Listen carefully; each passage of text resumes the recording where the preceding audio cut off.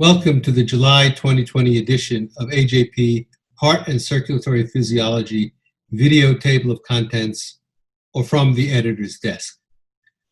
I want to sincerely thank all of you who have watched these short videos over the past year, and indeed since they started almost 7 years ago. Before we take a look at some of the great cardiovascular science published this month, I want to take a moment for some general reflections on the events of the past 6 months that impact both the journal and indeed society. I preface these comments by saying that these are my own opinions and do not necessarily reflect that of the American Physiological Society or all members of our editorial team. I think it's a gross understatement to say that 2020 has been an historical year in biomedicine and in the social fabric of the human race. Before December 2019, most of us were not thinking about the effects of a viral pandemic on what we do on a daily basis. The majority of investigators that publish in this journal are not working in the area of virology or infectious diseases and didn't realize that this pandemic would affect how one does research and works in an academic and institutional environment for as long as it has. Certainly, ACE2 became a molecular superstar almost overnight. We continue to get submissions related to the role of ACE2 on cardiovascular function in the face of SARS-CoV-2 infection. These studies are reviewed as all papers, and this journal will continue to publish research related to COVID-19 and cardiovascular function.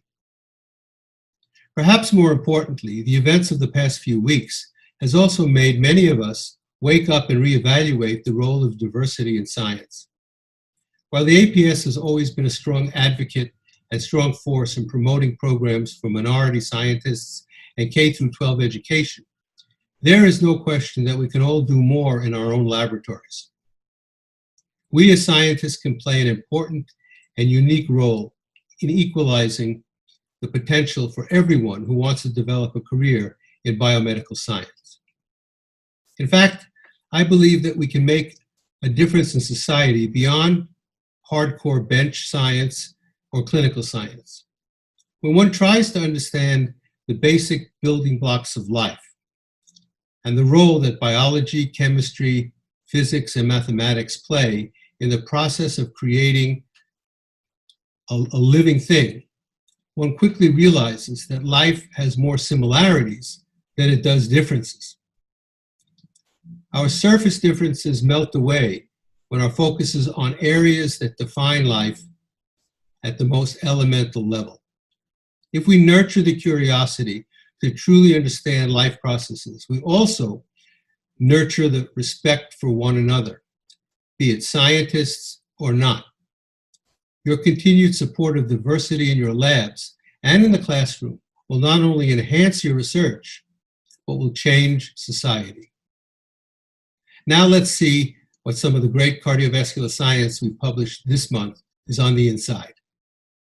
A review by Musella, Stefano, and Marzglianti discussed the effects and mechanisms whereby exercise training alters blood lipoproteins, cholesterol, triglycerides, phospholipids, and apolipoproteins.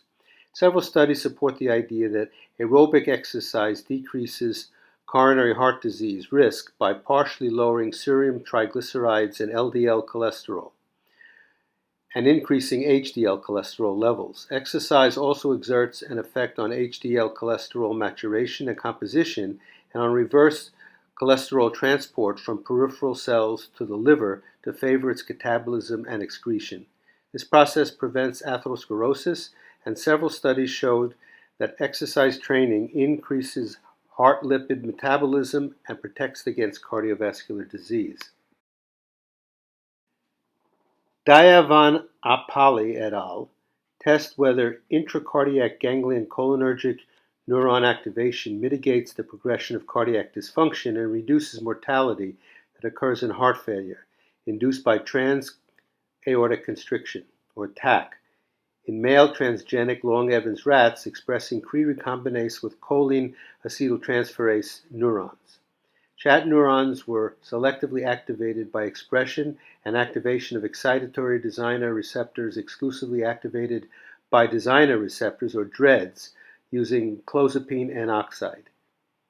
Activation of intracardiac ganglionic cholinergic neurons reduced left ventricular systolic dysfunction and cardiac autonomic dysfunction observed in the TAC animals. Additionally, activation of intracardiac ganglion chat neurons reduced mortality by 30% compared with untreated TAC animals. Intracardiac ganglion neuron activation could be a novel target for treating heart failure. El-Mahdi et al. Defined the mechanisms by which cigarette smoke alters endothelial function using a chronic mouse model of cigarette smoking. Cigarette smoke extract impaired acetylcholine-induced relaxation of aortic and mesenteric segments and triggered hypertension. CSE led to monocyte activation with superoxide generation in blood exiting the pulmonary circulation. Macrophage infiltration was concomitant with a concomitant increase in NADPH oxidase subunits P22-FOX and GP91-FOX was seen in aortas of cigarette smoke-exposed mice at 16 weeks, with further increase out to 48 weeks. Associated with this, increased superoxide production was detected that decreased with NOx inhibition. Tetrahydrobiopterin was progressively depleted in cigarette smoke-exposed mice, but not in air-exposed controls, resulting in endothelial nitric oxide synthase uncoupling and secondary superoxide generation. The study provides important insights toward understanding the process by which smoking contributes to the genesis of cardiovascular disease. Namath and co-workers determined the importance of TRPC6 in pressure-induced constriction signaling using a mouse model lacking TRPC6. They evaluated graded pressure, depolarization, and adrenergic receptor-mediated constriction of isolated middle cerebral artery segments from 9-week-old male wild-type and homozygous null TRPC6 mice. Vasoconstrictor responses to KCl and phenylephrine were identical in TRPC6 knockout and TRPC6 wild-type mice. In contrast, pressure-induced constriction responses were totally abolished in TRPC6 knockout mice. Additionally, there were no changes in mechanical properties of circumferential wall strain and stress or morphological properties of wall thickness and wall-to-lumen ratio at 50 millimeters of mercury between TRPC6 knockout and wild-type mice. Although these results demonstrate that TRPC6 is critical for the integrated pressure-induced constrictor response, they do not identify whether TRPC6 acts as a mechanoreceptor or a downstream signaling component. Thank you for watching this month's issue of AJP's video table of contents from the editor's desk. I hope you have a great month. We'll see you next month. And don't forget, please send us your best science now.